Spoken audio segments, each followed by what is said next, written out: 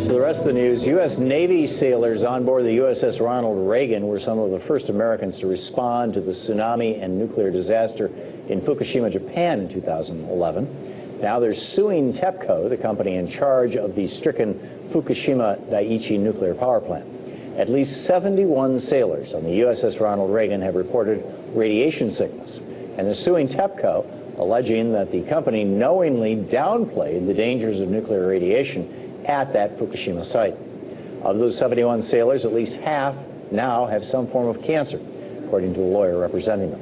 And other sailors are dealing with thyroid and reproductive health problems. So did TEPCO knowingly mislead the world about the radioactive dangers at Fukushima immediately following the devastating tsunami? And could this lawsuit be the first of many to come? Joining me now for more on this is Kevin Camps, radioactive waste watchdog at Beyond Nuclear. Kevin, welcome back. Thanks, Tom. It's always nice to see you. Thank you. So what's the story? I think I've seen absolutely no coverage of this in any American media. So first of all, is it actually real that the soldiers aboard the USS Ronald Reagan off the coast of Japan when Fukushima melted down were exposed to high levels of radiation? Well, it's a shocking story, and I first learned of it last March 11th, which was the second anniversary of the Fukushima catastrophe beginning in 2011. So they had kept this buried for 2 years? Two of the sailors came to a big gathering in New York City to mark the anniversary, and they were suffering health effects from their service on board the Reagan. Turns out that the Reagan was anchored just a mile or two off of the Fukushima Daiichi nuclear power plant during the worst of the radioactivity releases, right, which was news to me. I mean, I follow this as closely as I can. 2 years into this thing, I find out that the Reagan was that close to these catastrophic radioactivity releases. So the crew on board that ship, 5,000 plus sailors, were in harm's way for several long days on end. Not warned by TEPCO, not warned by the Japanese government, not warned by the United States government, which had radiation detecting planes flying all over northeastern Japan. So, well, you would think that an aircraft carrier in this day of dirty bombs and you know that they would have radiation detectors on the ship. Well, some of the first news that was really disturbing in the first days of Fukushima Daiichi was that the aircraft carrier detected radioactivity on the helicopters coming back, landing on board the flight deck. And so one of the sailors who's now stepped forward in a big way was servicing those helicopters. Another of these sailors that I met in New York, his name is Maurice Ennis. He set off the radiation monitors below deck when he came down from being on the flight deck. So there were lots of indications that there was something seriously wrong, but they stayed in this contamination plume for days on end. So they were getting the radioactive gases, which they were breathing in. They were getting the fallout onto them, so they're being exposed that way. Right. What I didn't realize until this latest news about the relaunch of this lawsuit against Tokyo Electric, even the water that the sailors were drinking was from their desalination system. So they were getting the seawater that was contaminated with radioactivity. It was being desalinated by the ship, and they were drinking it. They were cooking with it. They were showering with it. Wow. But those desalination processes don't take out the radioactivity. Right, because salt is a fairly large molecule. It's sodium and chloride, and if you've got just an individual atom as opposed to a molecule or a particle, the desalination is not going to take it out. Right? You need special filters. You can't get tritium out of water, period, not at industrial scale. It's smaller. It is water. It's helium. Yeah, it's hydrogen. It's radioactive hydrogen. Yeah. You need special filtering to get out the cesium, to get out the strontium. None of that was taking place. So that ingestion pathway combined with all the others could account for some of these health effects we're seeing. So what's the, has the government stepped up and done anything? Are they testing the 5,000 soldiers, or is it just these 71 who are sick who are suing? I mean, what's the deal? Well, the common story I keep hearing from these sailors who are, stepping up and speaking out is they don't even have health care. I'm not sure what's going on, but they're kind of on their own resources. Most have had to leave the service because of debilitating health conditions. So they seem to be in, desperate straits. They're looking for, some funding to help them get the health care that they need. Senator Sanders is the chairman of the Veterans Committee. You should bring that to his attention. I'll try to do so tomorrow. He's going to be on our show. We just have 90 seconds here. I'm wondering what's the, we've heard that reactor 3 has got steam coming out of it. We were reporting today on our radio show that it's not, it doesn't seem to be an immediate crisis. What is going on? Well, I think Arnie Gunderson at Fairwinds has explained it well. It's the weather conditions that make the steam visible, but what people need to realize is that we're almost 3 years into this thing.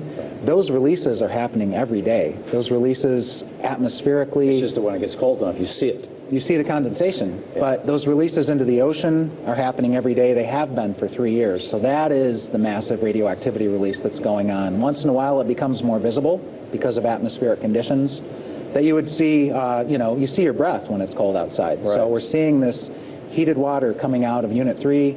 It's just the tip of the iceberg. And Unit 4, the one that was listing that had all the rods up at the top, that they were going to start taking those rods out, pulling the cigarettes out of a broken, crushed pack. Yeah. How's that going? Very little reporting, which is kind of scary, actually. So one would assume that without the reporting that it must be going smoothly, but I'm not sure that that's the case. Maybe it's not going at all? We don't know. We hear very little about what's going on. And the stories about the Japanese mafia hiring homeless guys to clean this site up, is that true? You know what's incredible? Yeah, it is true, is this new State Secrets Act is making things even worse. Where it was difficult for reporters to get in and cover this stuff in the first place, now it's against the law. This is a Japanese State Secrets Act. That's right. That's amazing. Kevin Camps, thanks so much for being with us. Thanks, Tom. Good to see you.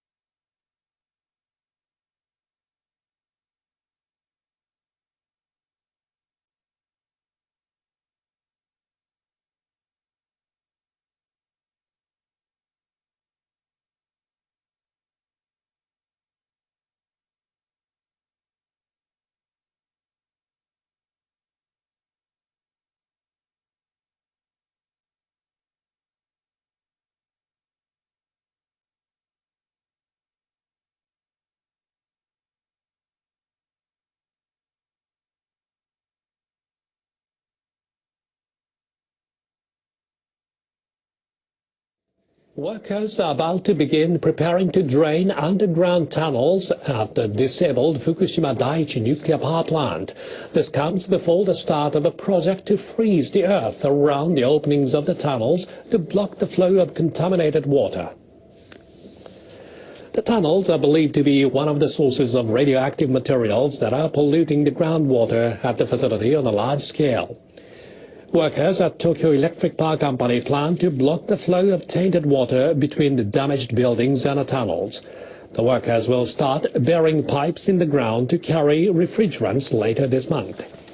They plan to start draining the contaminated water from the tunnels in April after the freezing work is completed. TEPCO will also begin testing a plan to freeze soil over a large area.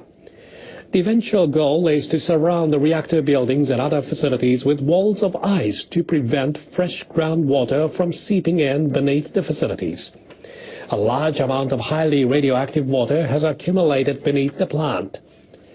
TEPCO officials will also set up radiation monitoring equipment at various hot spots on the floors of reactor buildings. The readings will be used to support the decontamination work by robots that will follow. Officials say they will also study how to remotely locate and repair holes in the reactor containment vessels. The vessels were broken in a nuclear accident.